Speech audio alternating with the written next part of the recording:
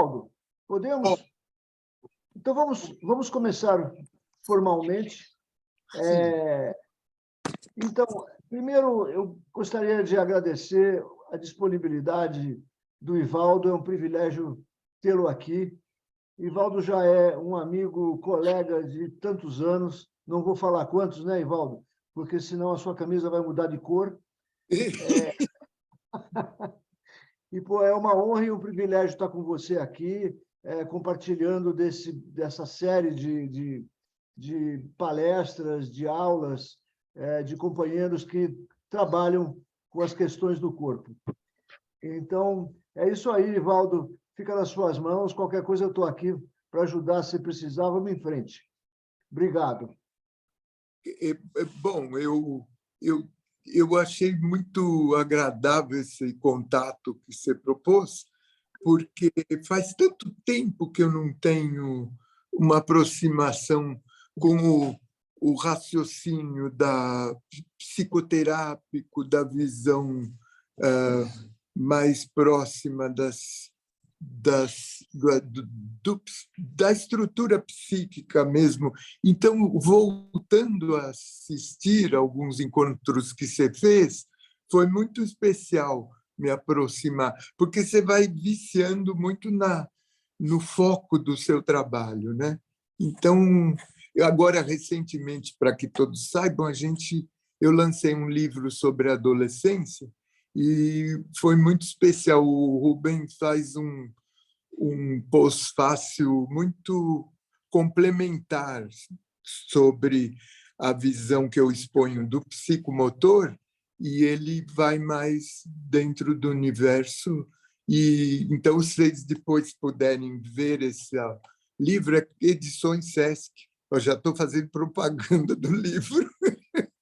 Mas muito bem. O seu livro ele está na programação como um dos livros sugeridos para leitura para todo mundo.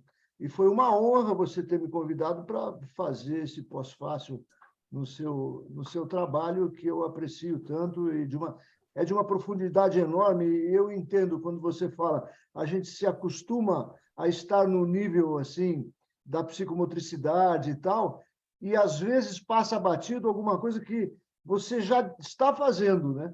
Só que o foco continua sendo de outra forma, né? Muito legal. E tem que ser, né? Porque se você fica muito plural, é um risco que se correu nas 3 últimas décadas, de você abrir muito o seu campo de exposição, e aí você fala um pouco de um aspecto de nutrição, você fala um pouco disso, você fala um pouco, mas você não faz a síntese da sua prática cotidiana. Então, você fica abrindo demais, né? O olhar que eu vou expor para vocês hoje é essencialmente psicomotor, né? E nisso, obviamente, a gente tem essa referência sobre a estrutura psíquica, o visceral e mesmo a espiritual. Isso a gente compreende a existência dessas outras estruturas existentes. Mas, na abordagem, ela tem que ser puramente psicomotora. Você não pode sair desse foco. Eu vou tentar me explicar um pouco. Ou seja, o aluno presente a você na sala, você tem que observar o seu modo de agir. Eu estou falando não como uma aula para o aluno que vai fazer um curso meu, mas para como eu me interiorizei, o que eu faço para dar uma aula. E é nesse sentido que eu vou seguir com vocês, né? É sobre seu agir, nas ações mais simples, né? Eu trabalho Você vai observar todas as ações que estão ligadas ao seu processo de sobrevivência. E 2 delas são muito marcantes, que é o andar, o deslocamento e a manipulação. isso tem que estar muito presente no primeiro contato. Então, você já propõe ações nesse sentido. Como que você observa isso, né? O andar, ele é automático, ele já está inscrito desde que você conseguiu ter autonomia para a marcha, e por isso mesmo ele é muito difícil de mexer, porque ele traz inscrições no do esquema corporal que é difícil de limpar um pouco. Por que limpar? Porque todos os nossos gestos são carregados de psiquismo. Mas, na hora da abordagem, o psicomotricista não tem que olhar essa carga psíquica. Então, muitas vezes eu brinco, não sei se isso procede. Falo, olha, põe seu psiquismo ali sentado e vamos terminar a aula. Depois você vai ver que ele volta a grudar em você. Então, não se trata de desconsiderar, mas ele precisa ter esse contato puro, que talvez, eu não sei, talvez seja a construção de um personagem que um ator tem o hábito de fazer, ou de um cantor quando vai pôr uma dramaticidade na sua voz, né? Como que é essa experiência? O andar é ir em direção a alguma coisa, então ele está ligado à motivação, às nossas motivações, que são frágeis no momento que eu estou de vida, é um andar pesado, inerte. Ou se eu estou muito impulsivo, você já vê um jeito de andar sem ritmo. Então, é muito importante observar, mas, lógico, você não põe em análise em nenhum momento. Não é que você diz, vai andar, deixa eu ver como você anda. Não. É proposto num esquema de algum exercício, para que ele não se perceba sendo observado. Você vai junto, como condutor, todo mundo. Ninguém assiste em primeira abordagem o outro, né? Outra questão é a manipulação, né? Nós todos sabemos o espaço que a mão ocupa na córtex, né? É imenso. Então, quando eu me ocupo das mãos, eu estou já me corporalizando. Se eu tenho pouca presença ao corpo, é muito rápido essa aproximação.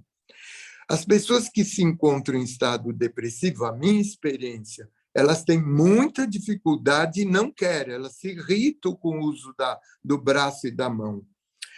Os braços, mãos compreendida, ele é o sistema mais voluntário que você tem. Não existe uma ação do braço que venha de um impulso tão inconsciente como outras ações. Então, quando você coloca a ação dos braços e mãos, ele está no aqui e agora. E é muito importante, porque vocês vão ver que futuramente, nós não vamos entrar nesse assunto, todas as questões de demência que a gente convive hoje são a pior gravidade é que eu não lembro se eu tomei remédio hoje.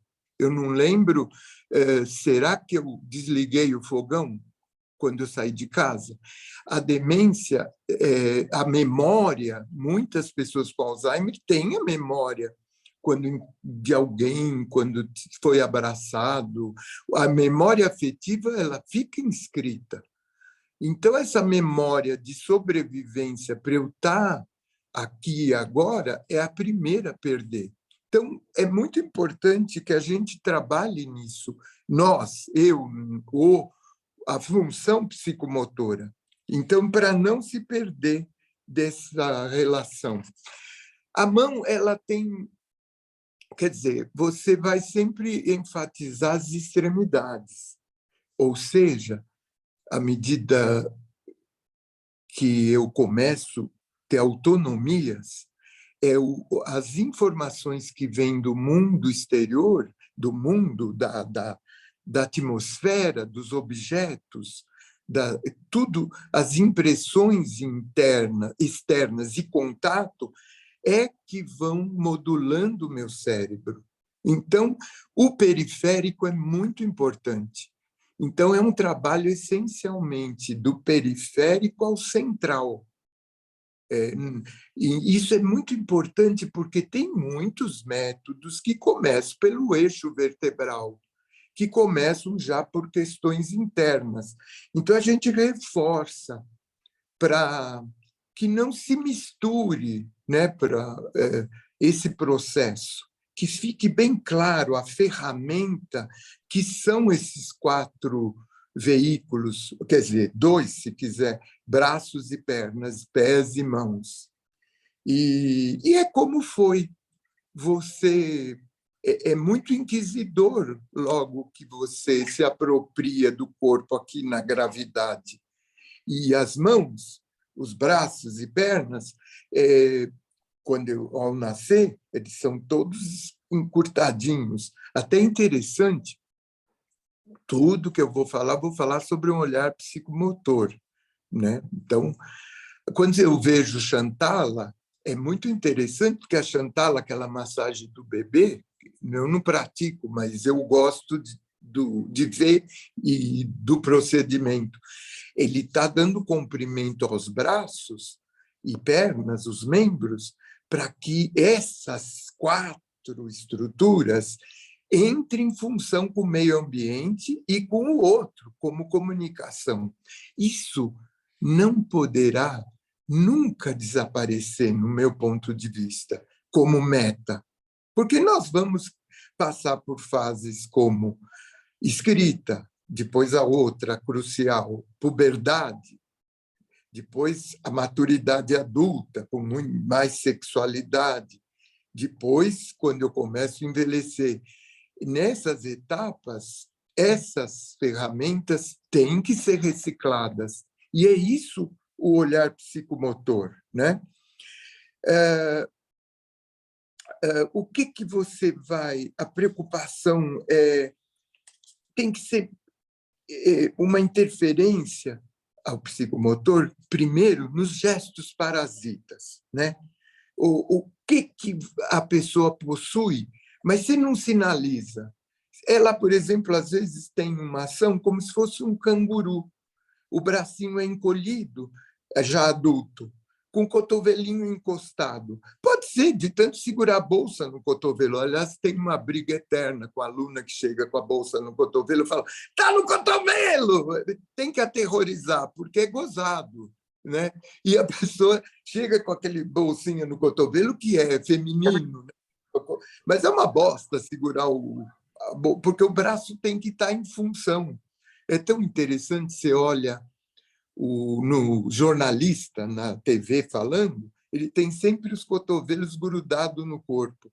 O braço não é usado como a ferramenta de comunicação. Até essa brincadeira com o italiano que fala com os braços, todas as culturas falam com os braços. Isso é humano, é essencial, né?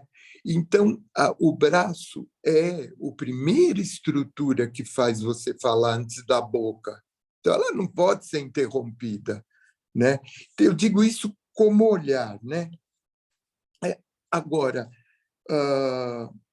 você vai olhar o quê nesse andar e na manipulação? Se ele está com reflexos retardados. Então, quando a gente dá uma bola de basquete, a gente dá para o idoso na sala de aula. Eu sou péssimo jogador de vôlei ou basquete.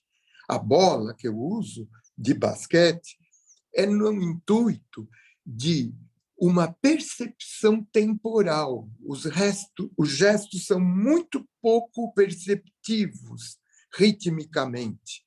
Eu vou explicar depois esse detalhe, se der. Mas o fato de bater numa bola e manter um tempo entre a queda no chão e o retorno à mão, simples, já é uma relação de equilíbrio temporal. O que a pessoa não percebe é que entre bater na mão e bater no chão, a medida temporal ele não tem no gesto. Nós não temos. A primeira perda é a medida temporal do gesto. Então, você precisa da ferramenta. Ou seja, a bola de basquete, como outras, é uma ferramenta que acelera o processo. E outras coisas mais. Regular o tônus no envelhecimento é uma tragédia. Todos nós, eu inclusive, porque você faz muita força na mão, você não regula mais. Então, às vezes, você vê no envelhecimento, eu já vou cortar a cebola com mais força do que precisa, ou eu vou, às vezes, imprimir numa maçaneta flexível uma força que quase deteriora a maçaneta. Isso é um aspecto do envelhecimento. Veja bem, no psicomotor, você está sempre pensando que, até a adolescência, eu estou na aquisição de ganho motor. E, na velhice, eu estou na perda. Então, tanto o idoso como o adolescente para baixo, o mesmo exercício tem as mesmas funções. Um para ganhar, o outro para não perder. Então, é muito interessante porque uma aula de psicomotricidade deve juntar várias idades, a partir já dos 17, 18 anos, onde a questão do humor sobre a sexualidade é permissível. Então, você não pega pessoas com menos de 17, é o meu critério. Mas por quê? Porque o idoso não fica na aula, parece aquela coisa, aula para idoso. Isso é horrível. Você tem que ter uma exigência da intensidade da tônus e misturar idades. Porque eu tenho, por exemplo, uma jogadora de vôlei profissional e um idoso do lado. O idoso, na sua dificuldade, está lá fazendo seu exercício com menos precisão, menos tônus. E a jogadora de vôlei sai ensopada. Então, não existe isso. Lógico, nós não estamos falando de treino. O treino para um jovem é uma coisa, o treino para o idoso é outra. Nós estamos falando do exercício psicomotor. Então, é muito importante, voltando aos membros, o encadeamento da atenção. A atenção, a pessoa não entende que ela caminha, a força muscular. Ela é transmitida de um segmento para o outro. E tudo aquilo que a gente está cansado de saber, zonas de bloqueio de tensão, não sei o quê, que até vai formar, sim, numa outra linguagem, coraças, vem, em primeira instância, da não transmissão de força. Então, quando eu imprimo uma ação na mão, caminha até as costelas e chega no abdômen. Isso é físico, não importa a etnia, japonês, índio do Xingu, finlandês, é do mesmo jeito que isso caminha. A estrutura humana tem privilégios, cada etnia, e dificuldades, mas o encaminhamento da atenção é igual para todos nós. Então, não importa. Então, a primeira coisa é dar condução a esse caminho da atenção. Como a pressão do pé executa uma passagem de força. Para isso, vai necessitar o encaixe muscular, né? Isso, eu vou ver se eu falo um pouco. Então, não importa o histórico, o vivido que o aluno traz. Não, tem uma lesão, você vai considerar. Mas sobre as questões de cargas, de traumas, num plano afetivo, você tem que ter sempre uma neutralidade. É como ele vai enfrentar aquela ação motora e não ficar considerando isso.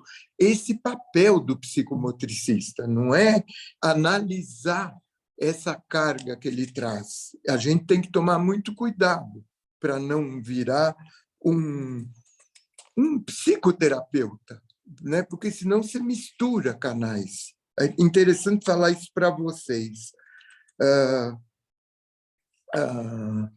Então, o embate é muito importante. Quando você dá aula, é muito parecido com luta marcial, o trabalho psicomotor, porque você vai trabalhar com a dificuldade dele se manter em equilíbrio. Então, existe empurrões, sempre reforçando, volte, você será empurrado. Então, a empurradas, as primeiras são com cuidado. Na luta marcial, ele sabe que ele está ali no judô para trabalhar a massa corporal dele contra a outra. Mas ele precisa dessa brincadeira e desse exercício. Já é uma forma de psicologizar. Tem dificuldade com toque? Literalmente, problema dele. Até eu brinco, vai trabalhar no seu terapeuta, se você tem dificuldade de ser tocado, né? Porque parece rude, mas é isso aí, eu estou ali para ensinar o gesto. E ele que enfrente a sua dificuldade emocional sobre isso. Então, o trabalho psicomotor ele tem que começar em pé, desde que não seja uma lesão que impeça ele de ficar em pé. Mas aí é outro trabalho. Por que em pé? É onde ele está na síntese que ele conquistou psicomotora. Ele construiu uma síntese, é um conjunto de ações que o põe em pé. Então, a gente considera em psicomotricidade ou estar em pé como um sexto sentido. Sim, ficar em pé recruta visão, audição, percepção tátil, né? Respiração, vibração auditiva. Tudo isso trabalha no estar em pé. Mas por que você começa em pé? Pelo cognitivo. Então, não importa. Existe uma visão fisioterápica que, às vezes, atrapalha a abordagem psicomotora, que é assim, um fisioterapeuta certamente se preocupa das compensações. Por exemplo, ele vai fazer um gesto, o ombro subiu para a orelha, então, e não sei o quê, ele usa uma torção na coluna. Então, colocar deitado é muito útil para trabalhos em correções. Você tem a história do RPG, que traz um ganho na fisioterapia, que são posições muito, a maior parte, deitadas, né? O psicomotor não olha isso, ele põe em pé, porque o que tem em pé? Os meus sentidos estão voltados para a minha frente. Então, eu olho, eu digo para a pessoa, agora você vai fazer um gesto à sua frente. É nítido, porque ele tem que olhar para frente. E ele percebe em pé o que está embaixo, o que está em cima, o que está do lado, o do outro lado. Não sei nem se ele sabe o que é direita e esquerda, mas tem dois lados. E o que está atrás, e profundidade e altura. E toda a tridimensionalidade, que é o volume que é o corpo dele. O corpo dele, nós transformamos ele numa chapa, como se fosse uma porta que fecha e abre, onde as dobradiças articulares funcionassem que nem porta, não fecha e abre. A maioria das articulações são tridimensionais, para te pôr nesses planos, frente e trás, lado, lado e torção. Então, em pé, tudo isso é mais fácil. Por que começar em pé? Porque quando ele deitar, ele vai entender o que está lá embaixo. Você bota um aluno deitado e fala, agora você vai sentir sua bacia e sente o ilíaco abrindo. Parece que você está dando aula de mandarim. Porque ele fala, mas que porra é essa? O que é abrir ilíaco? Fala uma coisa mais simples. Quer dizer, as referências, a leitura do seu corpo no psicomotor é muito importante que se inicie em pé e muito divertido também, né? Muitos fogem disso. À medida que o idoso chega, ele quer alguma coisa só que o leve para o lazer. E é difícil fazê-lo voltar a ter uma ordem psicomotora, né? Então, quando falamos que a audição é muito importante para ficar em pé, ela tem uma relação, o labirinto, com toda a vibração articular. Então, a articulação, os sensores residentes na articulação se conectam direto com zonas de labirinto, porque os ajustes articulares vão me impedir de cair no chão. O que me impede de eu, ao escorregar, não cair, é uma prontidão para o encaixe articular. Então, quando a gente fala em encaixe, muita gente fala, mas por que o encaixe? Lembra que a transmissão do tônus, quando o tônus passa, a hora de eu dar um breque, é necessário que a articulação esteja encaixada. Isso não ocorrendo, eu tenho mais níveis de acidente. Então, não esquecendo, né, falando do homem em pé, o homem em pé é uma síntese ontogenética que eu vivi. Eu fui um peixe, isso é uma visão psicomotora, quando eu estava na barriga da mãe. E nasci, virei um réptil que rasteja. Depois virei um quadrúpede, que anda de 4. Não importa se você não gatinhou, porque hoje os conhecimentos existentes ajudam. Então, não se retenha nisso. Eu não gatinhei. Depois, eu fui ganhando autonomia em pé e nos transformamos num pássaro sem pena, porque a marcha humana é uma flutuação sobre a superfície terrestre. Então, nosso modelo ideal é ver um corredor, não um bailarino. Isso eu explico depois. Bailarino é bonito, mas não tem síntese psicomotora. O corredor tem. Então, quando você olha um corredor, você vê o breve tempo que ele bate o pé no chão. Ele não cede no chão. O modelo do corredor é uma síntese do homem em pé, onde ele flutua na superfície sem afundar a favor da gravidade, né? Então, o que significa esse plano de navegação na psicomotricidade, que é pôr um homem em pé como primeira abordagem e mandar ver nas suas dificuldades? Veja bem, o eixo vertebral ele se expressa numa verticalidade, tá bom? É comum a gente entender essa expressão como se a minha verticalidade é a resultante de uma coluna bem longa. Não é isso, no nosso ponto de vista. A coluna é um elo entre cérebro e sistema motor, bacia, onde está meu centro de gravidade. A coluna, desde que eu nasci, eu me arredondei, fui construído arredondado, ovalado, né? Não é uma roda, na barriguinha da minha mãe, onde o meu rosto olha para o meu umbigo. Isso é uma síntese. Eu construo todo o cordão neural olhando para o meu umbigo. Isso tem uma síntese, não é à toa. Então, quando eu me transformo nesse ser vertical, imagina se a coluna que me põe vertical. Então, a gente nunca diz para o aluno, olha, põe essa coluna, cuida. Não, a gente fala de outro jeito.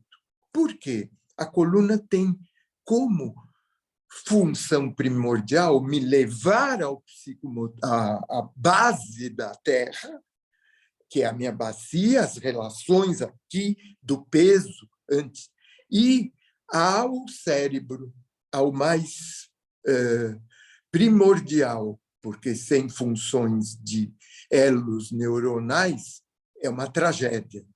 É essa a função dela. Então, o que é um plano de navegação? Você traça primeiro as linhas horizontais, que está onde? No cérebro sempre. Olhar. O olhar, ele vai se adaptar à linha do horizonte. Então, se eu tenho desvio na coluna, mesmo quem tem, faz assim, faz para olhar na frente. Aqui, ele tem a coluna torta, ele adapta a cabeça para o olhar ficar horizontal. Aí você tem o outro plano de navegação que comunica com o olhar, que é os ombros, que são meus braços, que comunica no plano horizontal. Aí o quadril, onde passa a articulação das minhas pernas, que comunica olhar, ombros, quadril. E em relação ao chão, que idealmente é um plano horizontal.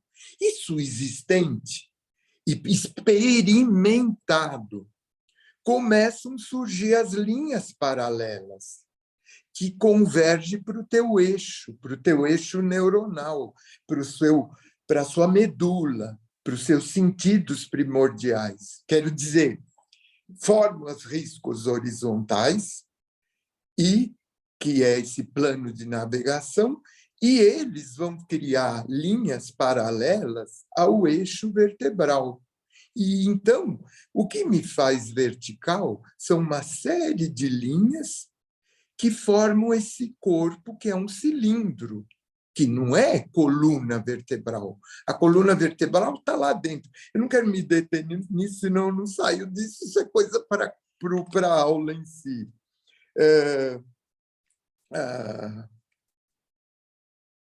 Então, a verdade, o importante é a leitura que o cérebro está fazendo do gesto que você propõe para o aluno.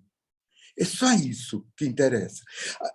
A nossa insegurança é: será que o cérebro dele lê esse movimento do jeito que deve ser lido?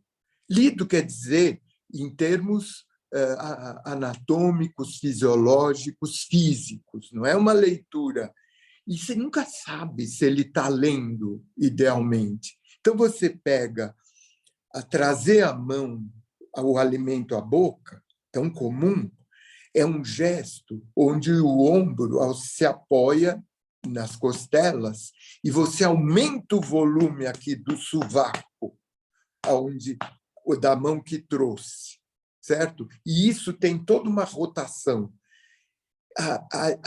Essa leitura mais surpreendente, que é trazer o alimento à boca, você vê que não está construída, né? E não que ele não tenha o gesto, porque imediatamente acorda quando você mostra isso tudo. Mas como que o cérebro lê esse movimento? Então, existe, na reeducação neurológica, para casos mais graves, AVC, para a criança, no caso PC, o espástico, você vai mexer na transmissão dessa força para o cérebro, desse impulso. E é sempre pressão, resistência, tração, né? Como que ele resiste à pressão ou à tração? Isso são coisas muito que, quando você vai ver o procedimento, é muito básico. Quer dizer, infelizmente, quem estuda a reeducação motora em casos de comprometimentos graves do plano nervo central, se detém lá. Mas isso é o que deveria ser, a cada vez mais, facilitado para qualquer um entender. Porque é a mesma coisa, eu sou normal, entre aspas, né? Porque eu tenho minhas dificuldades. Mas como que se processa essa luta motora de um exercício que é dado que tem lesão grave em mim. Por que não fazer o mesmo? Aí você vai ver que você enfrenta dificuldades parecidas. Eu peguei aqui um trecho do Merleau-Ponty, mas isso é onde eu faço uma leitura minha. Tudo eu faço de acordo com a psicomotricidade. Pode ser que eu fale absurdos, porque eu vou sempre adaptar para o psicomotor. Mas acho que vocês devem ter um pouco esse vício, eu não sei. Merleau-Ponty, o espírito não é aquilo que desce e penetra em nós, o meu corpo, que penetra o meu corpo, mas sim aquilo que emerge dentro de mim. Então, eu leio isso como psicomotricidade. O psicomotor acontece aqui dentro, desse volume, como que tudo se processa. Começou na origem, e vocês, muitos psicoterapeutas, trabalham nessa origem, que é o tubo do esôfago, garganta-ânus, certo? Vocês começam, às vezes, muitos trabalhos, talvez, no meu não profundo conhecimento, reichiano, tudo, sobre esse elo de condução. Então, o que significa esses processos? A interiocepção, os primeiros processos, né, de vida vegetativa, que é respiração, isso, né, deglutição, né, que mexe nesse esfíncter aqui. Isso eu estou falando dessa primeira etapa, e que vai ter que ser trabalhado profundamente para o caminho do eu. Mas nós deixamos para depois, né? Sucção é um gesto tão capital que eu conheci no peito da minha mãe e que raramente, porque o canudinho hoje ele é muito largo, você tomar logo o suco e sair logo se você está num lugar público, né? Mas a sucção é um gesto capital para o meu cérebro alimentar-se. Todos os gestos devem alimentar meu cérebro, né? Então, e a evacuação, o controle do esfíncter lá embaixo do xixi. Então, em princípio, o primeiro contato que nós todos temos com o nosso corpo é nesse eixo, sem dúvida. E aí eu vou criando as autonomias na mielinização e o meu gesto vai indo, eles são extremamente descontínuos e aí eu vou enfrentar o mais grave, aonde eu vou começar a construir meu eu, que subjacente é a leitura que um psicomotricista tem que ter da entrada do psiquismo no corpo, no indivíduo. Então, eu vou criando uma luta com a minha tonicidade. Esse é o embate. Nessa luta, que agora eu vou falar um pouquinho, é onde entra o início do eu, da construção da individualidade. Ou seja, o bebê ainda ele está nesse contato com esse tubo. Ele está no contato com a amamentação, com o engolir, com o digerir, a sua respiração, sua adaptação a perceber, já ter uma sensação intrínseca do cocô, do xixi, e por aí vai, né? Mas aí ele vai entrar nessa luta com a gravidade. Então, ele já tem índices de expressões relacionais, porque você nasceu para entrar em relação.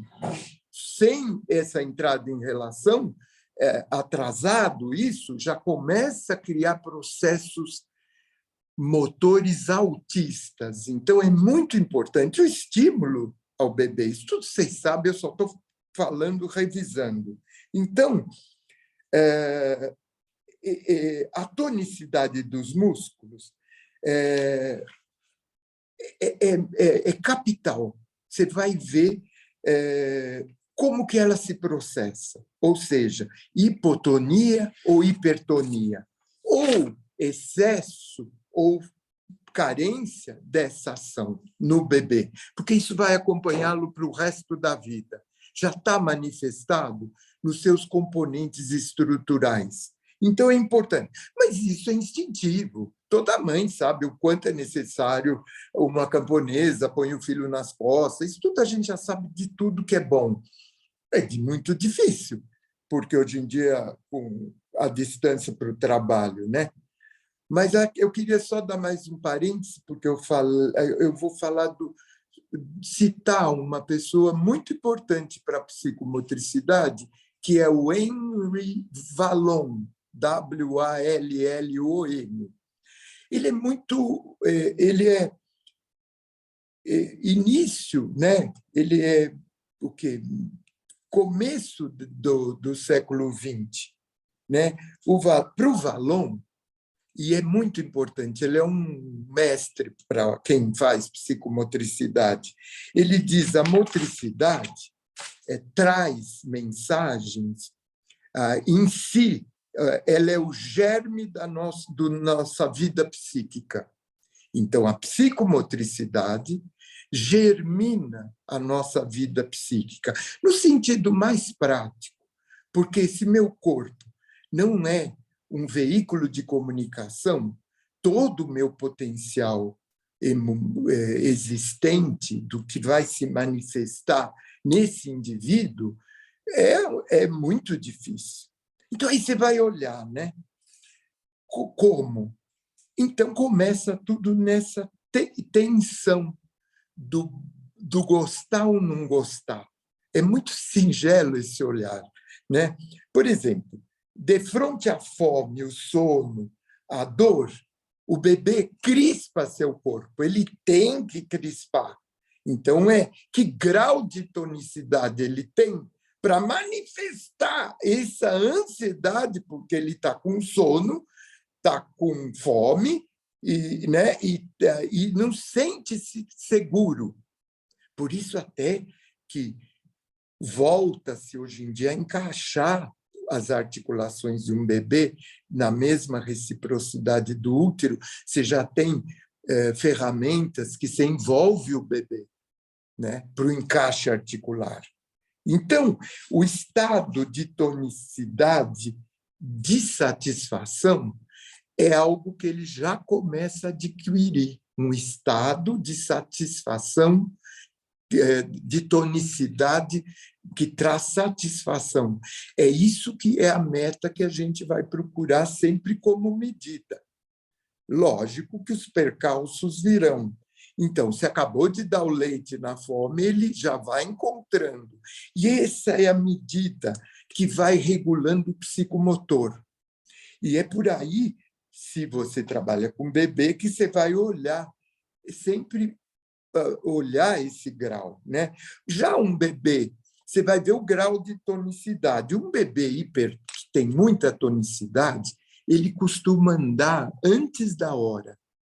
Não é legal, mas é o que aconteceu, porque ele não converge a sua situação psíquica já com o seu ganho motor. Mas vale como uma informação, porque você antecipa um tônus que vai te manter mais rígido como uma luta que você vai ter que enfrentar. Em contrapartida, também, o bebê que atrasa muito a sua... Né, o hipertônico logo reage. O outro que fica no berço solto, que você põe no colo e ele tem dificuldade de dirigir o olhar para a mãe e a boca não tem tonicidade, que é o mamar, também vai assustar. Mas é o hipotônico. E é gozado até hoje. Tem muito aluno que vem e fala: eu tenho uma ausência de tônus, então eu acho que, além das suas aulas, eu preciso fazer musculação. Ele não vai adquirir o tônus que ele quer, como aqueles bofinhos de praia que faz. Mas o que você vai fazer? Você deixa. Não adianta falar contra. Não, você precisa, por exemplo, vai fazer natação. que a natação exige uma energia e um tônus global, mas ele não quer. Ele prefere pegar num halteres e aí, bom, aí é outra história, eu não vou entrar nisso. Então, nós vamos ter que equilibrar isso. Então, a dialética entre hipotonia e hipertonia é o que vai nos dar a distinção entre o que é bom e ruim. Sim, começou um conceito entre o que é bom para mim e ruim para mim. Então, você vai ter que ficar muito atento sempre. Eu não pego o bebê, eu não trabalho, eu trabalho bem com adolescente e com adulto, mas é esse o olhar que você tem. Mas você vai seguir esse olhar quando chega esse adulto, para olhar esse homem em pé que está na sua sala, né? Então, essa classificação, eu gosto e eu não gosto, é muito marcante para o resto da vida. Então, você vai ter que passar por aprendizados, às vezes motores, do que você não gosta de fazer. Então, por isso que tem um embate. Quando você chega em certos momentos que você enfrenta o aluno que não quer coordenar o direita e esquerda. A idoso, então, idoso ele quer fazer aquelas coisas que você vê de ginástica de idoso, que você vê nas praças, levanta o braço, faz assim com a mão, solta o braço, aí eles dão risada, ficam felizes. O idoso ele não quer coordenar. Ele não... Imagina, o mais grave, ele não agacha mais. Não agachar é não limpar mais a bunda. Agora, o que eu ganho? Falar, idoso perde o comprimento. Olha lá, o negócio da coluna. Eu já perdi comprimento. Não, eu também já sou um pouco idoso. Perde o comprimento da coluna. Mas o que é mais importante é o agachar. É muito gozado. Eu fazia aula com a Madame Ehrenfried, em Paris, isso em 1978. E ela já tinha 90 e poucos anos, já estava bem senil, mas recebia a gente na casa dela. Ela disse, depois dos 70 anos, você não pode ter mais armário alto se você mora sozinho. Você tem que ter tudo no chão para você se agachar. E é verdade.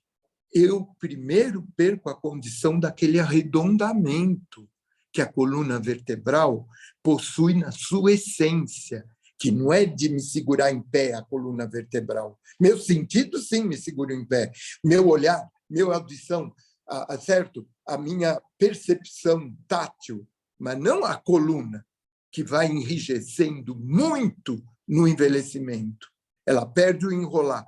E eu perco o acocoramento. Tem mecanismos para dar isso. Hoje tem tudo. Você tem elástico para amarrar o paciente, o aluno. Você tem uma série de ferramentas que estão aí, mas muita gente no esporte nem sabe a essência. Por exemplo, eu brinco muito que hoje em dia aquela bola de ginástica virou a famosa bola de pilates. Mas isso é uma briga pessoal minha. E eu falo, bola de pilates, o caralho. É um pouco de ciúmes. Essa bola foi inventada pelo casal Bobat. É uma bola que era para, em essência, era ovalada, para trabalhar o PC, a paralisia cerebral de um bebê, e para colocá-lo em contato com o meio ambiente. Então, tem muitos exercícios para o idoso na bola, onde se amarra certas coisas para ele fazer, mas nunca é aquilo que você vê na bola, que é pôr a pessoa com as costas deitada na bola, onde ele abre tudo, que tem uma função, esse abrir na frente, na bioenergética. Mas isso o psicoterapeuta sabe por que está fazendo. Mas nós, reeducadores físicos, temos que agrupar os sentidos para frente. Então, a nossa função não é ficar abrindo ele para trás. Então, a pessoa já chega com o peito lá para frente, a barriga dilatada, as costas bloqueadas, e você bota ele para deitar numa bola, não é o caso, né? Então,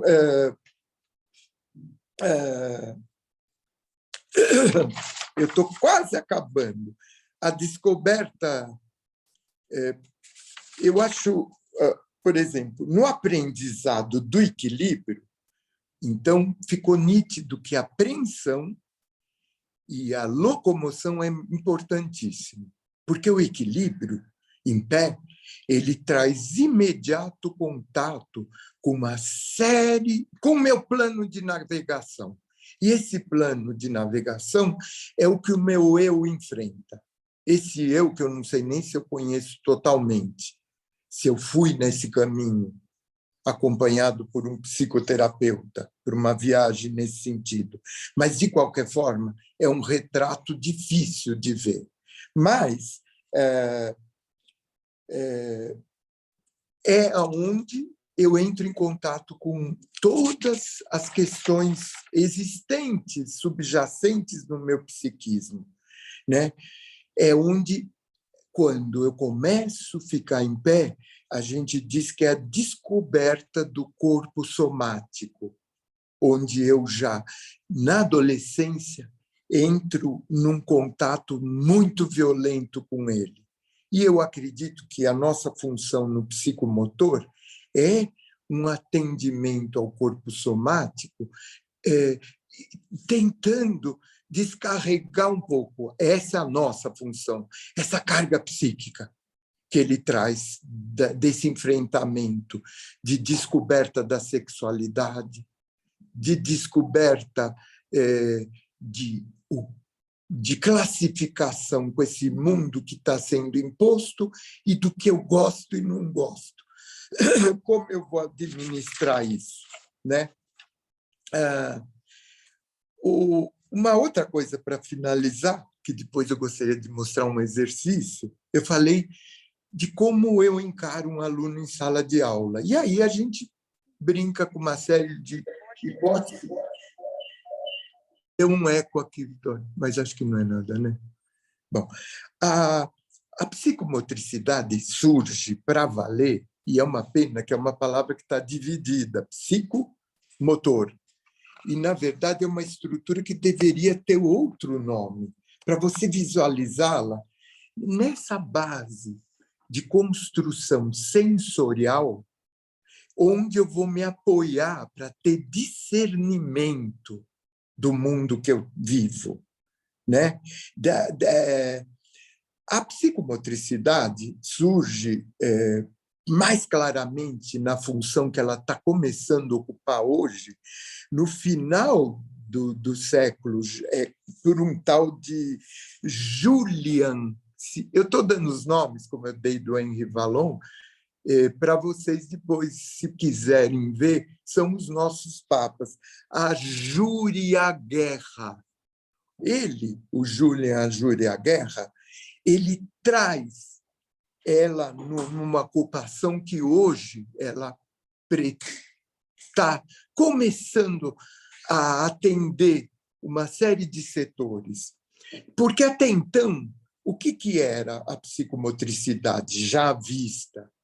Como uma coisa que atendia o neurofisiológico, sim, em questões de AVC, de tudo, então tinha uma questão para você atender com exercício, puramente isso. Ou o fisicoculturismo, que, infelizmente, ainda existe, porque o fisicoculturismo, na era que surge, na época, é sobre a qualidade.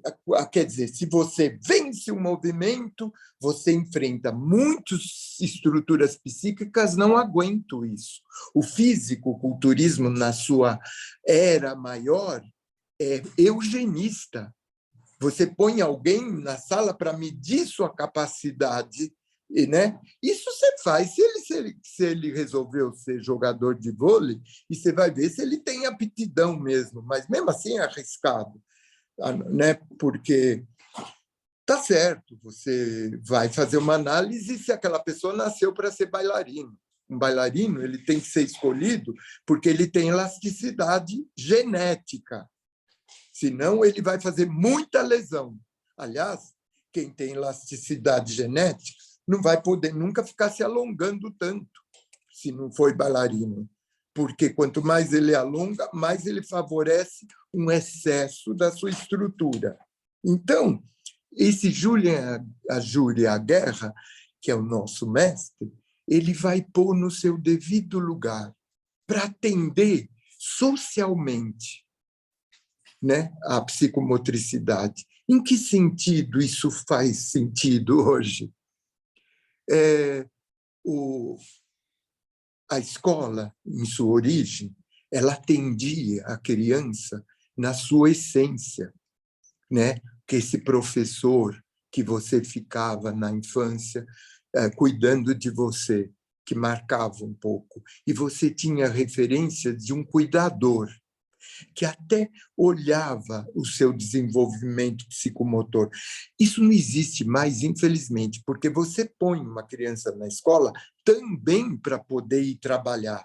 E a escola hoje se divide em ocupar a sua função de ensino com também poder dar comida para ele e o tempo que você está lá trabalhando de um jeito saudável. Não tem jeito, isso é assim. Então, o psicomotor fica pouco atendido. Então, a gente faz apelo no nosso setor que as escolas tivessem um setor só para psicomotricidade, onde a criança ou jovem, principalmente, passasse lá uma vez por semana para medir nos seus gestos como ele segura um feijão, como ele segura um peso de 2 quilos, para ele calibrar sua tonicidade. Porque ele vai pagar um preço muito caro por não ter no seu sensorial essa medida. Ele vai pagar um preço caro por impulsos mal calculados que o olhar dá e você depois se joga. Então, é mais ou menos essa batalha que eu enfrento, de misturar alunos de várias idades e ter um embate. Aparentemente, eu grito muito dando aula, mas isso é um estilo meu. E, com o tempo, se ele ultrapassa essa barreira, ele grita comigo também. Ele também, aos poucos, ele fala assim, para com isso e começa a dar aula.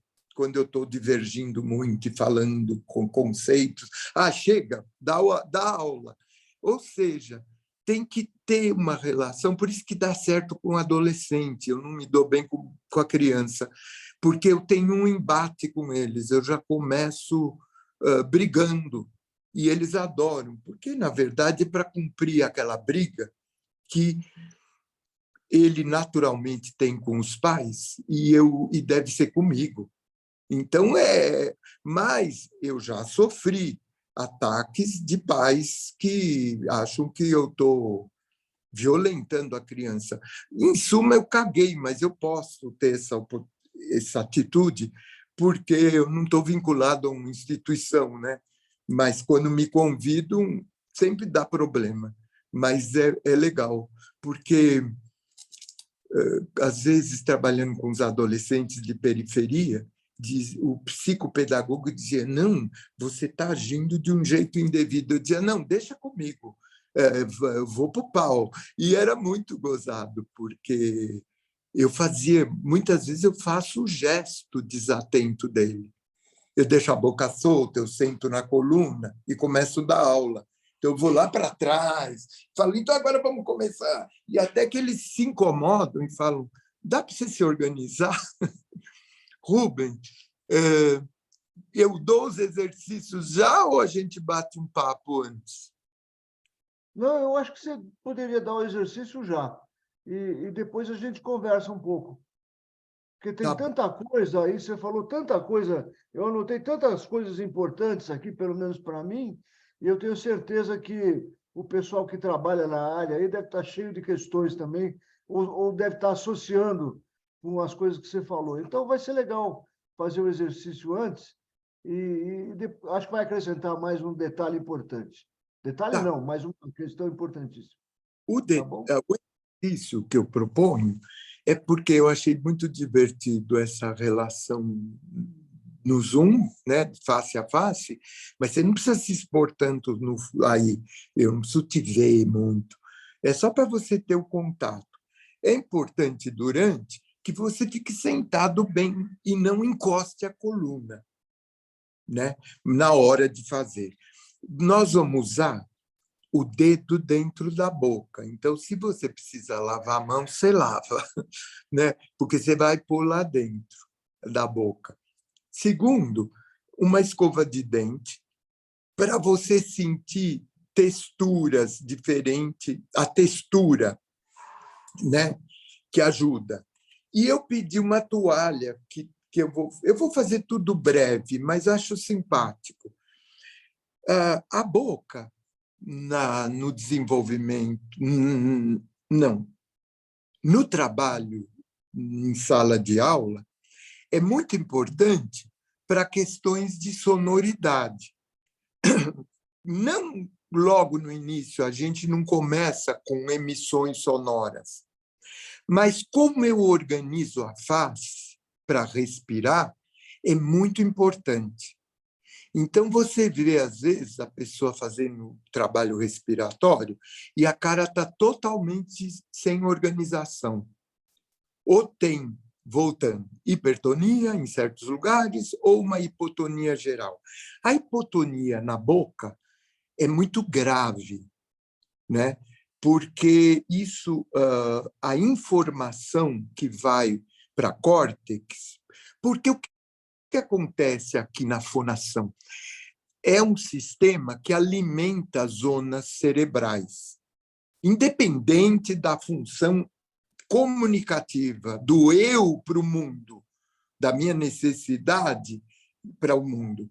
Eu estou falando que o modo como eu vibro a voz é muito importante para o cérebro. Então, é nesse sentido que a gente se detém. Eu não sou professor de canto, mas quando você vê a boca aberta durante o exercício, é grave, né? Porque o aluno deve expirar muitas vezes pela boca, mas durante o gesto, os lábios moles já é um índice de algum abandono aí motor.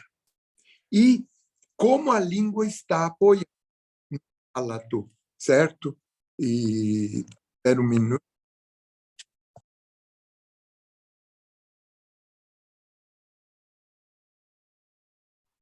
Caiu a dele. Vou aguardar um momentinho e já volta.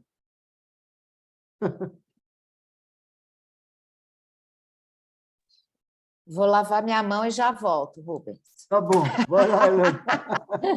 Aproveita rapidinho.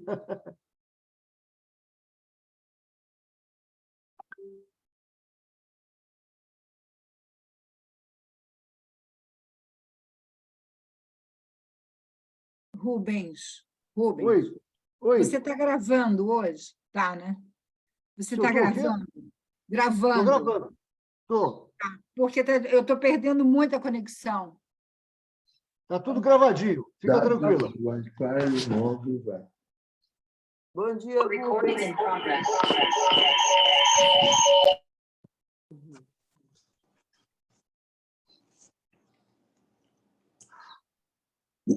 Rubens, você está aí? Eu estou aqui. Nós percebemos que caiu, tranquilo. Pronto. Então, vamos lá. Olha, nós vamos criar um pouco de espaço dentro da boca. Você sempre começa de dentro para fora e você faz um elo entre a expressão facial e dentro. Então, por exemplo, aqui no ápice da sua gengiva, quando ela termina e começa o lábio superior, você começa do centro. Ao colocar o indicador da mão direita, eu vou trabalhar no lado esquerdo. Ao colocar o indicador da mão esquerda, eu vou trabalhar no lado direito, certo? Então, coloque seu dedo, no caso aqui, isso é meu dedo direito, que vai para o lado esquerdo, bem no meio. Então, eu inicio, ó, eu traciono o polegar eu estou com o pescoço reto e eu não desvio nem olhar, nem queixo para o lado. Eu traciono o dedo aqui no ápice da gengiva, indo isso, até o fundo da gengiva. Tá? Então, lá vai. Traciono no ápice da gengiva, já cutucando o ápice, o início do lábio. E vou indo. Ó, se eu estou com a mão direita, eu vou para a esquerda. Ela cruza para o outro lado. Dá para ver? Tá. Então, eu vou caminhando. Não, não é para o mesmo lado. É para o lado oposto. O dedo indicador. Eu vou tracionando, tracionando, tracionando, tracionando. Não segue para o mesmo lado. Não faça isso vir para cá. Ó, esse dedo, se está esse, ele vai para cá. Esse dedo, copia de mim, vai para cá. Isso. Então, vamos. Traciona, traciona, traciona, traciona, traciona, traciona. Você chegou no fundo, no fim da gengiva, morde os dentes. O dedo não, que ele está acima da mordida. E sente o músculo pterigoidiano apertar o indicador. Aperta. Você sentiu um músculo apertar teu dedo? Isso. Mantenha a mordida e empurra o dedo para fora. Está empurrando o músculo que mordeu? Relaxa. Isso é para dar um espaço na zona vestibular e já atende um pouco a mordida. Eu preciso dessa suspensão para me comunicar. Ou seja, aquela cara de boxer, de bulldog, que cai a bochecha, eu tenho que atender rápido, senão eu não uso o lábio superior para falar, para me comunicar e para comer. Vamos de novo. O mesmo lado. Você vai, você vai, você vai, você vai, você vai, você vai. Não vira o queixo para o lado que o teu dedo foi. Olha para frente, morde. Ao morder, você sente um músculo apertar a unha do seu indicador, que está assim, né? Ó. Isso, mantenha a mordida e faz essa ação com o dedo, como se você quisesse empurrar para fora. Isso. E relaxa. Tirou. Já fez 2 vezes? Nós vamos fazer uma terceira. Ó, a mão faz isso, né? Ela cruzou seu rosto, não é para fazer com o mesmo lado. O fato de cruzar é muito importante para o cérebro. Não trabalhe com o dedo do mesmo lado. Vai. Última vez, terceira e última. Cuidado, se o queixo virar, você cria uma mordida assimétrica. Então, você tem que manter a cara, o olho para frente, o queixo para frente, a mandíbula, vou exagerar. Vocês não fizeram isso. Não pode acompanhar a tração. Vamos. Última vez, vai, vai, vai, vai, vai, vai, vai. Acerta. Eu virei o dedo assim para não apertar a unha. Não aperta aqui a bochecha, aperta o... Como chama? O músculo lá no fundo. Chega. Pronto. Fiz 3 vezes. Eu já ganhei um pouco de suspensão aqui. Olha para mim. Aqui, do lado que você enfiou o dedo lá dentro. O meu foi esse. Então, você vai fazer não sei que lado você fez. Você vai fazer um traço no zigomático. Aqui, na arcada zigomática, põe o dedo e sente quando o osso acaba aqui, o zigomático. Então, você contorna por baixo dele e vai até a orelha. E você sentiu uma curva que sobe? É aqui a zona que suspende o crânio. Por que aqui? Porque é a língua que aperta no palato que faz, quando você deglute, crescer o pescoço. É a língua, quando aperta no palato, que faz você crescer o pescoço. Então, essa é a zona de extensão do crânio. Tá. Então, você fez por dentro e fez aqui por fora, não fez? Para um pouquinho. A curva fez um lifting. Nada mal, né? Por que não fazer lifting na cara? Tá. Terminei esse lado. Você já sente, se possível, não vai para o outro lado ainda, porque nós estamos sentindo o lado feito. Por que é importante parar para sentir? Porque eu não tenho percepção. Se eu não paro para sentir, não adiantou só fazer, só coisar. Outro lado. Ó, quando eu termino um lado, a narina do lado que eu fiz abre, porque você estimula funções aqui internas no nariz. Tá? Vamos para o outro lado? Não vira o rosto para o lado que o dedo caminha. Fixa o dedo. Vai, vai, vai, vai, vai, vai, vai, vai. Cheguei no fundo. Olho para frente. Gordo. Ixi, esse lado eu sou meio cagado. Dói. Eu empurro o músculo que mordeu para fora e mantenho a mordida. Chega. Isso. Eu sempre dou uma inspirada e uma expirada, porque mexe um babado que eu não vou ficar guardando. Segunda vez, o mesmo lado, esse segundo lado. Vai, vai, vai, vai. Menos que 3 não funciona. Morde, empurra, relaxa. Já está me dando uns reflexos aqui. Última vez. A tração não é só nessa direção, mas é para cima também, porque eu quero suspender o osso zigomático. Última vez. Eu não relaxo o lado superior. Eu não deixo ele mole. Isso. Acabou aqui, né? Eu vou para fora e faço o contorno do meu zigomático, ó. Mas por baixo dele, com a ideia de que eu quero subir. Entenda o seguinte, muitas pessoas, quando você fala cresce o pescoço, ela levanta o queixo. E não é o queixo que levanta, é isso que levanta. Aqui onde você está coisando agora, ó. Isso. Muito bem. Tá bom? Faz o seguinte, você vai com a escova de dente, com muito cuidado, com as cerdas voltadas lá, por onde o seu dedo foi. Volta para o primeiro lado. Por que escova? Não faça com muita força, porque vai ficar muito presente o estímulo. Com o dedo é muito importante para eu perceber. A escova não é meu dedo, mas ela tem uma função. Coisa lá. Você vai esticando, tracionando a pele, tracionando a gengiva e o lábio. Vai indo, vai indo. Não faz a mão do mesmo lado. Ó. Tem que ser cruzado. E para onde está a cerda? A cerda está virada. Olha, eu vou fazer por fora. Para minha gengiva. Para cima e para dentro. Tá? Vai.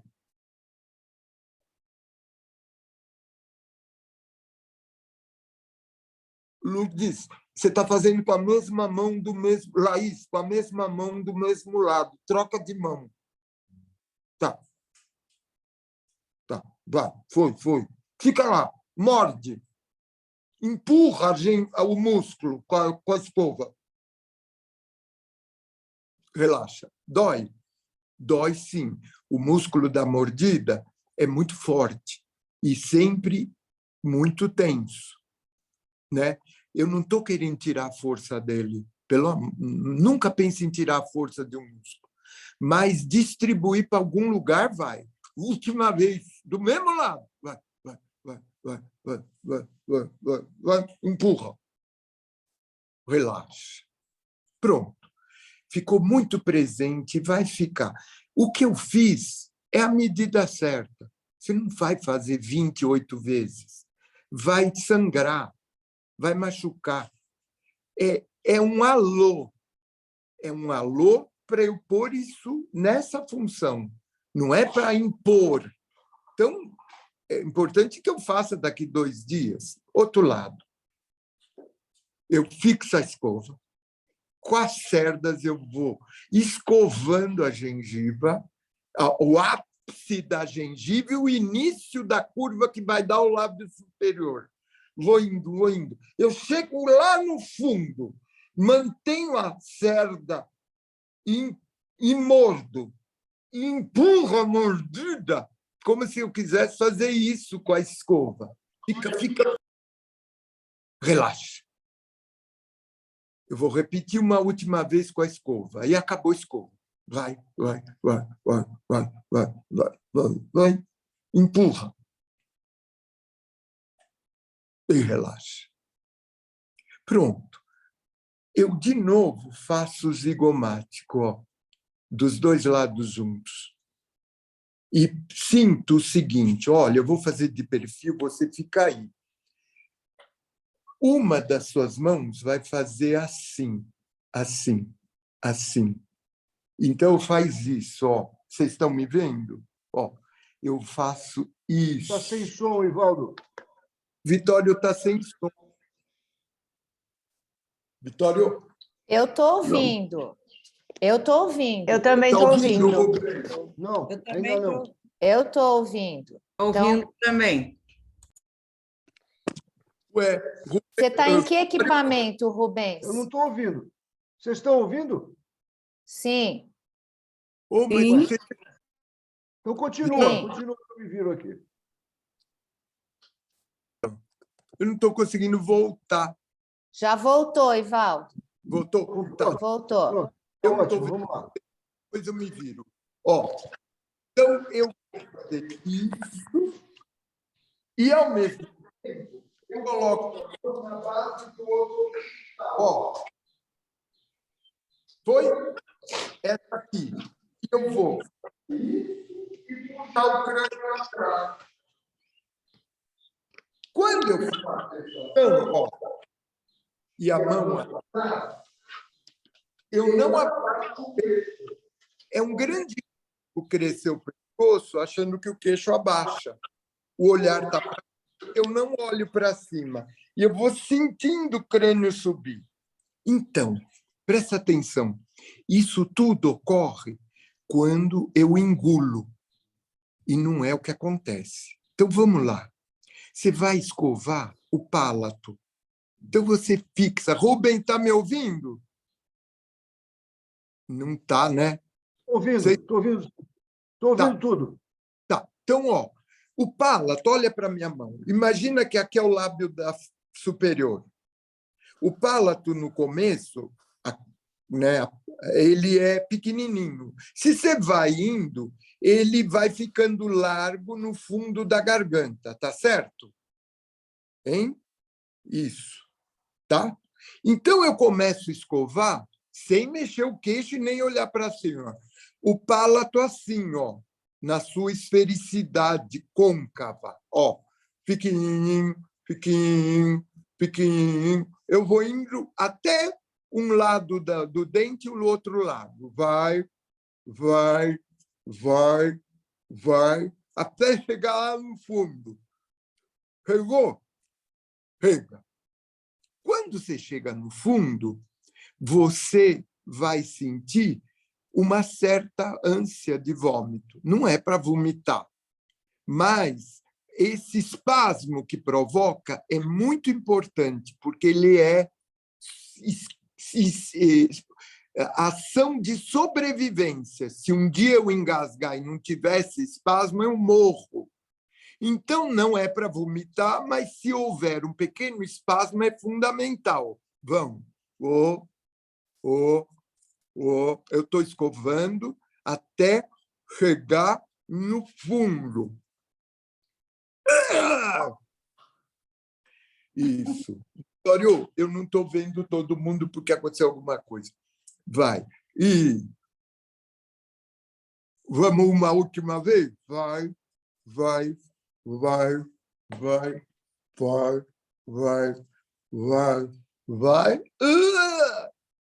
Deu um... Isso.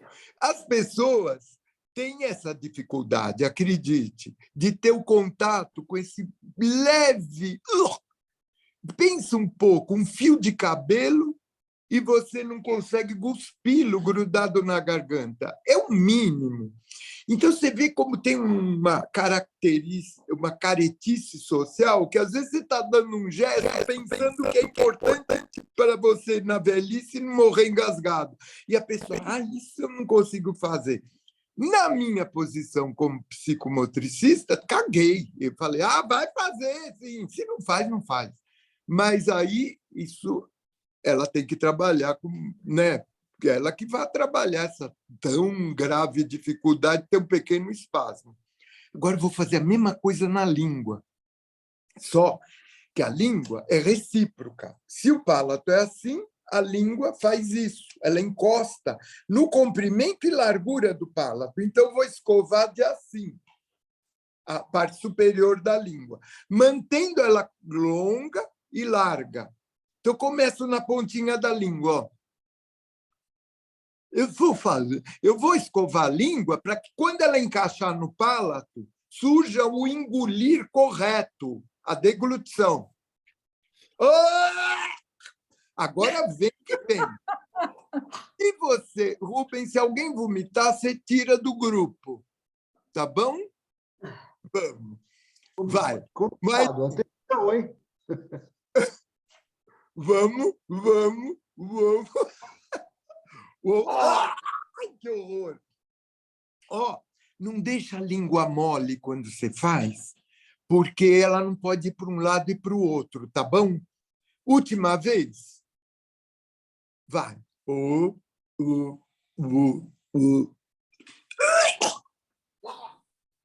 Isso. Pronto. O que ocorreu? Ocorreu uma lacrimejeia um pouco, e deixou uma percepção de que a língua comprida e larga faz uma forma arredondada contra o palato. E engolir é fazer um caminho da frente da língua até o fundo dela. E quando eu engulo, eu cresço o crânio. Foi assim que o bebê começou a crescer sua cabeça para ter autonomia de ter o crânio em pé. Então, o que eu faço? Lembra disso que eu fiz? Ó, aqui isso. Veja bem, eu vou fazer isso, manter a tração e engolir. Mas engolir como? Apertando o comecinho da língua até o fundo, como se o alimento viesse. Lógico, né? Da entrada da boca até o fundo da garganta para entrar lá para o esôfago, tá bom? Vamos. Primeiro faz isso, traciona e agora começa a engolir. Se você sentir o fundo da língua, apertar o fundo do palato, você vai sentir C1, C2 crescer. Isso é muito importante. A cada deglutição, o bebê ganha comprimento. A gente perde isso por falta de percepção, pela gravidade que me achata. Mas acordar esse conhecimento vai te dando essa atenção. É simples, tá bom? A língua ficou presente, só faz para terminar o contorno dela. Você vai escovar todo o bordo dela, só o bordo. Lateral, sim, para. Põe a língua encostada no palato, larga e comprida e côncava, convexa, sei lá. E sente o bordo da língua empurrar cada dentária para o lado. Não faz bocas chinesas. É que no chinês ele pede a ponta da língua no palato, ele pede umas coisas esquisitas. Não, a língua tem que ficar uniforme e arredondada sem modificar a posição. Tá? E empurra lateralmente a língua contra a arcada dentária superior. E sente alargar aqui a base do crânio. Dá para sentir? Isso é um princípio de organização motora para atender aquela parte que vocês trabalham mais que eu, que é esse eu interior. Né? Eu vou mais para o periférico. Então, eu quis dar um pouquinho isso. Eu vou pegar a toalha para terminar. Eu envolvo, olha, a mão com a toalha. Olha para mim. A mão com a toalha. Tá? Aí, eu mantenho a boca fechada, eu não viro o queixo, e eu vou fazer assim. Eu vou fazer com a mão e você olha e depois faz com a toalha. Você vai subir aqui pelo zigomático, grande e pequeno, e chegar na têmpora. Na têmpora, você desce aqui por trás. Lembra que eu falei que a tensão de um músculo caminha? E quando se fala em anel de tensão, o anel de tensão não é anatômico, ele é a resultante, isso na nossa visão, de uma ação dos músculos que cruza e bloqueia a região, formando anel. Mas não é que a anatomia é em anel. A anatomia é sempre um percurso frente, trás, oblíquo. Então, olha aqui o que você faz com a toalha. Você faz isso. O lábio não abre. Eu vou, passo pela têmpora e chego aqui, na base, desço pela nuca. Vamos. 1, 2, 3, 4. Você passa por cima da orelha, né? No osso temporal e desce pelo occipital até o trapézio. O que eu estou fazendo? Levando a tensão da mandíbula para os meus braços. Para quando eu usar o braço, eu suavizar a tensão da minha mandíbula. Transmissão de tônus. Vamos. O mesmo lado. Não abre a boca. O mais difícil, não leva o olhar para onde vai a toalha vai e não balança a cabeça. Olha para mim, toda vez que a mão chega aqui, eu não faço isso, como se fosse telefone. Eu não me mexo, é a mão que chega. Não faz Parkinson na hora do exercício, balançando a cabeça. Vai, chega. Sente esse lado, sente dentro. E outro lado. É muito importante atender fora, porque aí você cria conexão do que você estimulou dentro com o que está fora. Assim, faremos uma série de zonas do corpo. Outro lado. Op, op, op, op. Eu não mexo o rosto. Eu vou até o ombro, até o começo do ombro, e entendo que eu estou levando a força mecânica da boca para os meus braços. Eu não deixo ela residir em excesso na mandíbula, na mordida. O lábio junto. Vai. Isso. Ou seja, você fez um lifting. Mal não faz. Então, você já tem agora presente a parte mecânica. Olha para mim. Zona encefálica, né? Aqui, todos os sentidos, nariz, olho e ouvido, meio. E a zona mecânica, fala e mastigação e deglutição. O mecânico não pode estar, ele está a favor de alimentar os outros processos. Se eu mastigo bem, se eu organizo a face bem para falar, eu estou alimentando o meu cérebro. O nosso objetivo psicomotor é levar alimento para o cérebro, porque o cérebro precisa viver através de impulsos motores. Bom, vamos terminar? Aí a gente conversa. Eu vou colocar a toalha enrolada na base da nuca.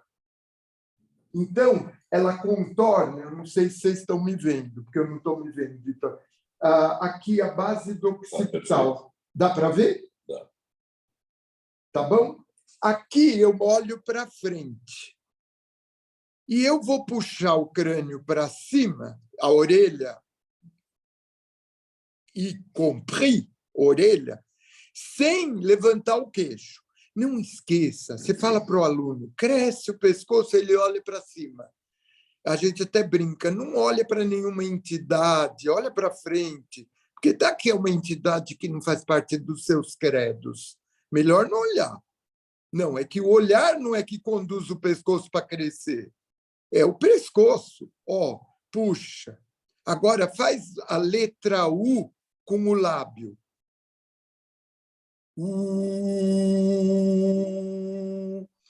E vamos. Você vai soprar o ar mantendo a tração, fazendo esse lábio que faz U. Sopra. Vê se ao soprar, você não deixa a tua cara ir junto com o sopro. A cara faz isso. E o sopro leva o ar para lá. Vai, faz oposição. Quando eu sopro, o abdômen comprime as vísceras. E aí eu inspiro. Relaxa. Então, era só eu acho que valia uma experiência intrínseca, motora, que depois vocês trabalham, desenvolvem isso um pouco. Porque é muito simples, mas vital, né? Pronto, Rubem. Ai, obrigado. Foi tanta intensidade, tanta coisa que se passou. Eu só quero fazer alguns comentários, se você me permite, Lógico. rapidamente, para também as pessoas terem alguma oportunidade de falar também. E, olha, eu me lembrei de algumas coisas engraçadas aqui. Começando do começo, né? Porque eu anotei aqui, então vou começar do começo. Começando do começo, quando você falou, às vezes um toque é só um toque, e pronto, certo? Eu lembrei que Freud falava, às vezes um charuto é só um charuto, e pronto. Tá? Então, eu acho que isso é uma coisa muito importante, que a Gerda Boyce, que você conheceu, ela dizia também que muitas vezes a gente tem que trabalhar com coisas que, entre aspas, são triviais. É claro que o gesto não é trivial, talvez devesse ser. E ela chamava de psicoterapia trivial simples. Eu acho que isso é uma coisa muito importante. E me lembrei até, eu estava trabalhando com um paciente algum tempo atrás, um advogado, que ele ia ter que fazer uma defesa importante lá em Brasília e tal, e ele estava nervoso e tal. Eu cheguei para ele e falei assim, vai lá e dá o seu recado, sabe? Uma coisa assim, objetiva. Vai lá, faz seu gesto, dá seu recado, né? E foi ótimo para ele, ele conseguiu fazer... Então, muitas vezes, a gente ficar subjetivando tudo, ou levando para o lado muito psicológico e fugindo do gesto, a gente não está fazendo uma boa psicoterapia. Tá? E a outra coisa que eu me lembrei também, importante, quando eu fiz a minha formação em psicoterapia corporal, lá com a Gerda, ou com o Boadella e tal, pessoas que você também conheceu, vocês todos também conhecem, né? A gente tinha que ficar muito atento entre esse limiar, essa fronteira entre o trabalho psicomotor ou o trabalho corporal e o trabalho psíquico, para ver até que ponto que a gente podia ir, se a gente ficava só no corporal ou se a gente ia para o psíquico e vice-versa. Então, prestar atenção nessa fronteira é muito importante. Eu imagino que no seu trabalho isso deve aparecer bastante. Uma outra coisa também que me ocorreu aqui é o seguinte, você falou do horizontal, né, que dá sustentação para o vertical, né? É uma inversão mesmo da visão que normalmente a gente tem. A gente acha que o vertical é que sustenta tudo, não é? Então, essa linhagem horizontal, né, é que dá um volume, faz a mola, né, para que você se sustente no vertical. Para isso, e você também valorizou, né, bastante a questão do trabalho horizontal, não é? Na horizontal, apesar de estar de pé. No trabalho do Boadella, ele diz que a gente tem dois nascimentos. Um nascimento horizontal, quando a gente nasce e fica na horizontalidade alguns meses, né, pela frente, às vezes até um ano, né? E depois, quando você fica de pé, você tem um nascimento vertical. São duas formas de estar na vida, não é? Em que a gente se sustenta, ou horizontalmente ou verticalmente, né? Eu vou falar umas coisas que foram me lembrando aqui, Ivaldo, que eu fui associando, né?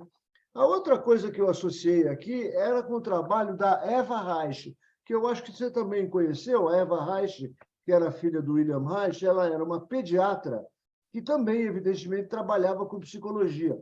E ela trabalhava com prevenção. E a prevenção dela se dava justamente no pós-parto. Ou seja, partos que foram difíceis e bebês que nasceram com uma tendência hipotônica ou hipertônica, etc., como você estava falando, ela fazia um trabalho que ela chamava de toque borboleta. Isto é, o toque no recém-nascido é um toque tão sutil que é como se uma borboleta estivesse pousando sobre o corpo. Só que esse toque borboleta, ele provocava uma resposta de autorregulação no corpo. Então, aquilo que não aconteceu durante o parto, aquilo que faltou durante o parto, aquilo que faltou na hipotonia ou aquilo que tem em excesso na hipertonia, se autorregula, né? E no trabalho da psicoterapia corporal, nós trabalhamos muito com essa autorregulação já em adultos também. Isto é, procurando uma harmonização entre a hipertonia e a hipotonia. Outra coisa que me lembrou também, Ivaldo, tão legal, é essa que você falou do Merleau-Ponty, né? A própria Gerda, ela falava para a gente ter que prestar atenção naquilo que vinha de dentro da pessoa. Porque aquilo que vinha de dentro é que iria construir uma estrutura. A estrutura original, a estrutura de quem a pessoa é, a estrutura do verdadeiro eu, ela chamava isso. Tá? Então, tem muita conexão. Eu não sei, talvez ela pegou de Merleau-Ponty isso, não sei, não me lembro dessa parte. Mas é uma associação que, para mim, foi muito importante. A outra coisa é a coisa do bem-estar, que você falou. O estado de satisfação, ele provém de uma boa tonicidade, de uma boa dinâmica muscular, que produz uma tonicidade gostosa. Aquele bebê gostoso de tocar e fazer assim, tem também o adulto gostoso de tocar e fazer assim, porque a tonicidade está gostosa, atraente, gostoso de pegar, né? E aí, só para terminar, desculpa o meu discurso um pouco longo, só para terminar, quando você se refere à forma como você se relaciona com seus alunos, eu acho que ela é fundamental, porque, primeiro, que ela é original, você é quem você é, ponto. Do jeito que você é, você já se conhece. Eu não acredito que você seja violento, aliás, nunca achei. Acho que você é bastante ativo, mas você também sabe esperar, você conhece a passividade. Eu não acho que você ofende ninguém através da sua atividade, né? E o que eu me lembrei é que tudo isso que nós estamos falando é formado através de um relacionamento. Tudo, o corpo humano é formado através do relacionamento, primeiramente com a mãe, depois com o pai, e tal, e vai crescendo assim. Os relacionamentos é que vão dando identidade para a gente, é que vão formando a nossa estrutura física e mental. É através do relacionamento, é através do outro. Por isso que eu vivo repetindo ultimamente que o outro é a coisa mais importante que a gente tem na vida, porque é a referência que nos transforma. E você, como professor, é a referência que transforma seus alunos, focado na psicomotricidade. E eu achei isso tudo uma briga muito boa, um confronto muito bom. Enfim, era isso que eu tinha para dizer aí em relação a... Eu adorei. Falar o seguinte sobre a questão do horizontal é o seguinte: certamente a gravidade, a atração de toda a massa vem numa linha vertical, certo? E a luta antigravitária é vertical. Acontece que por que o horizontal na questão bípede? Por causa da alternância direita-esquerda, que você vai conflitar a vida toda. Então, o cérebro seleciona uma destreza no braço, na mão de um lado, às vezes na perna de outro, por questões de aprimoramento. Ele vai selecionando para poder ter um desempenho mais certeiro. Então, é uma inteligência aí. O que a gente paga um preço de perder muito o lado menos hábil, que deve ser exercitado, só isso. Agora, então, na verdade, o plano horizontal é porque existe, em primeira instância, uma deformação do plano horizontal, mais uso de um lado e do outro, então a coluna perde a sua capacidade simétrica de ação. Por isso que a gente vai para o horizontal primeiro, entendeu? Perfeitamente. Acho que está muito claro. De novo, é uma dinâmica entre o vertical e o horizontal, né? É uma relação que é constante entre você se agachar e você se levantar, né? Essa dinâmica constante. Bom, vou abrir para a turma aí, que quem sabe vocês também fizeram associações aí importantes que vocês queiram trazer, gente.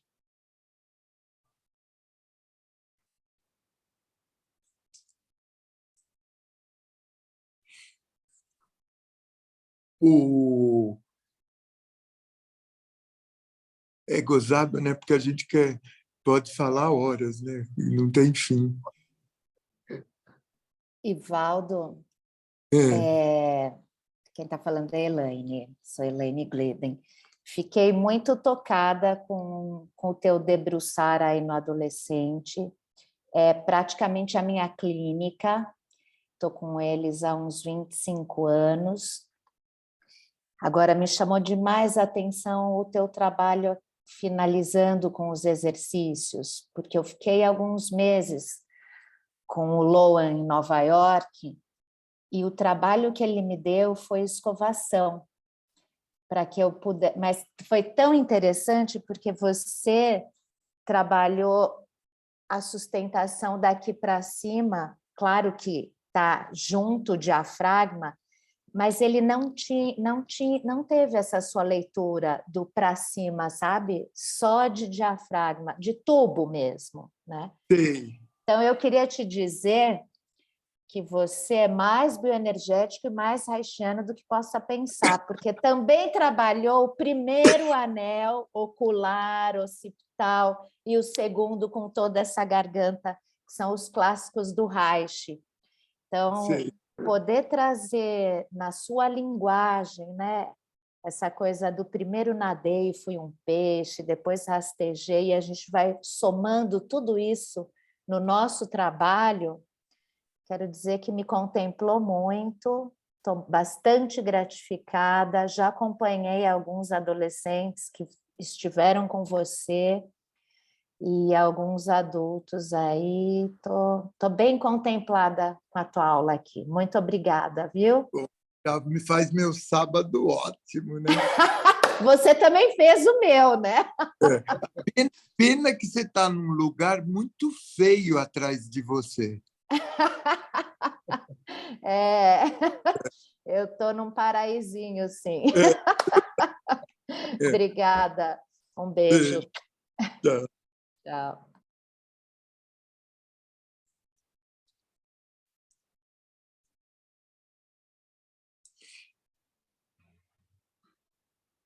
Laís está querendo falar. Estou na fila. Posso?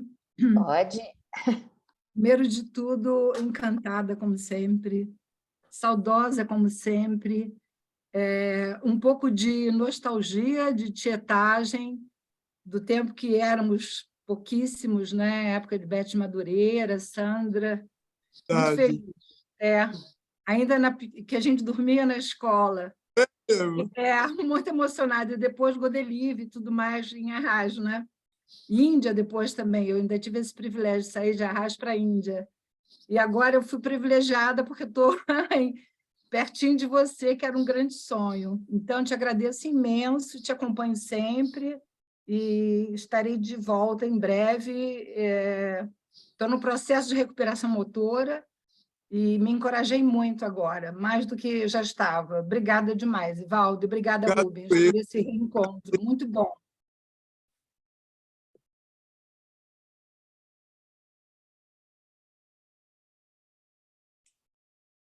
Fabiola, venha, Fabiola, mas você tem que aí desmutar, como se fala em português. Unmute. Unmute. Exato. Obrigada, Rubens. Tenho participado, geralmente eu não participo ao vivo, né? Que aqui são quase 3 da manhã, são 3:30 da manhã. Mas para o Ivaldo eu tinha que levantar, né? Para o Ivaldo eu vou levantar sempre. Eu não sei se algum de vocês faz aula do Ivaldo online, que eu faço, assisto as 3 vezes por semana. E sou muito grata, Ivaldo. Sua influência no meu trabalho é muito, muito, muito grande mesmo. E assistindo hoje, quando você estava conversando a respeito da motricidade, de como é importante a gente ter essa neutralidade, né, com as questões psíquicas do nosso cliente, me lembrou, acho que foi a aula do Maurício, foi um último encontro que teve, ele estava contando, eu não lembro se a paciente estava ansiosa ou estava em pânico e tal, e ele fez um trabalho dela sentar, pressionar os pés no chão, né, pressionar as costas na parede, acho que foi isso, não foi, Rubem? E na hora, Ivaldo, eu lembrei de você, dos trabalhos que você fez agora recentemente, da gente sentado com as costas empurrando no cubo e respirando. Então, assim, a minha observação é que o seu trabalho, né, você focando muito na motricidade, mas que cada vez mais eu percebo, quanto mais eu estudo e também na minha observação na clínica, que é inevitável que a gente consiga também alcançar uma psique mais saudável e mais feliz, mais completa, mais consciente, através do corpo. Eu sinto isso bastante. Já estudei em várias escolas e continuo voltando para casa. Quando você posta as imagens da escola, meu coração canta de alegria. Então, queria te agradecer muito, mestre, e te vejo logo nas aulas online. Muito obrigada. Eu que agradeço e adoro, porque a gente faz tempo que está junto, né? Ouvindo vocês falar, como eu sei até onde eu chego, mas como é importante a questão da palavra depois, né? Da qual deve ter um caminho infinito e que é muito importante. E se ele também ultrapassa uma etapa psicomotora e conquista também sua capacidade de falar, de saber organizar na palavra os seus sentimentos, e que isso é feito numa psicoterapia, é capital, né? Então, as duas coisas são essenciais, né? Os dois caminhos. Eu imagino, Ivaldo, que no seu trabalho, apesar de você corretamente não ficar dando muita atenção para essa parte mais psicológica, mas você deve perceber a evolução dos seus alunos, né? E se estruturando, se colocando de pé na vida, né? Se estruturando para viver, né? Eu imagino que você deve perceber isso. Sabe aonde se percebe? No toque, nos cacoetes dele. Porque quando você está organizando o psicomotor, vem expressões muito paradoxais, que é um reflexo do psíquico mesmo. E aí você nem cita, você nem comenta, você deixa ele exercitar a habilidade motora. E eu não corrijo. Às vezes, sim, não contrai a mandíbula, aí, cuidado, mantenha o foco do olhar, não franze a testa, mas não mais que isso. Mas você vê que é uma eliminação do psíquico mesmo, e que aí ele vai ter que... Né? Mas eu não cito. Mas percebe. Com certeza você percebe. Obrigada, Ivaldo, maravilhoso. É impressionante as sensações que ficam depois dos exercícios. Me impressionou bastante. Parecem tão simples, não?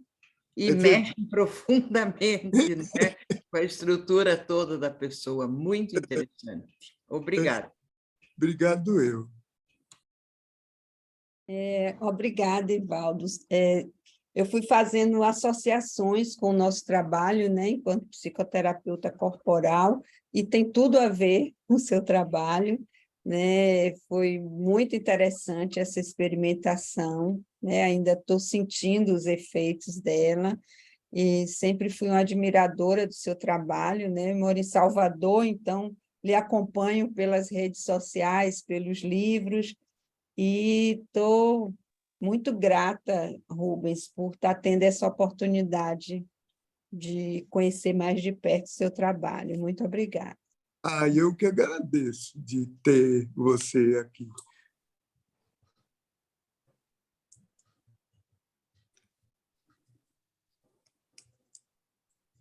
Bom, Podemos respirar, então, né? poder. Respirar. Mas esse horário é muito bom. Sábado de manhã, a gente agora já está acordado para ir, né, para as coisas nossas. É verdade. Né? Verdade. A gente está mais ou menos no nosso horário. Você quer falar mais alguma coisa, Evaldo? Eu acho que é isso mesmo. Eu estou feliz com o contato e foi muito interessante, porque eu fui organizando alguns caminhos para falar. Aí eu falei, não é uma aula de psicomotricidade, é falar o que eu faço, como eu vejo, como eu encaro, entendeu? Eu achei isso sensacional, você ter chegado nesse ponto de compartilhar o que você faz e quem você é, sabe, no seu trabalho. Eu acho que isso foi muito enriquecedor e afetivamente eu me senti muito nutrido também pela sua presença. Tá bom. E Bom, Fala, Ivaldo. Para mim já foi. Não, eu ia agradecer novamente a sua disponibilidade de estar aqui junto comigo, junto com a gente. De fato, foi um privilégio enorme. Eu quero recomendar vocês, de novo, para comprarem. São 3 volumes dos livros do Evaldo de desenvolvimento psicomotor, que, de fato, são extremamente importantes. Não são complexos de ler, é fácil de ler e é profundo e traz uma qualidade enorme. Então, eu reafirmo a vocês, sabe, que é muito bom. Comprem os livros, leiam e aproveitem bem isso. Quero agradecer a presença de todo mundo de novo.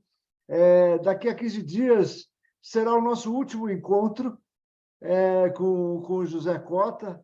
E aí a gente fecha essa série, que depois eu vou falar com ela. O último não, o penúltimo. Depois vai ter mais um comigo, que será o último encontro. Tá bom? Então, Evaldo. Obrigado, viu? Um abraço carinhoso. Muito obrigado. E obrigado sempre ao Vitório, que está no background aí, dando a maior.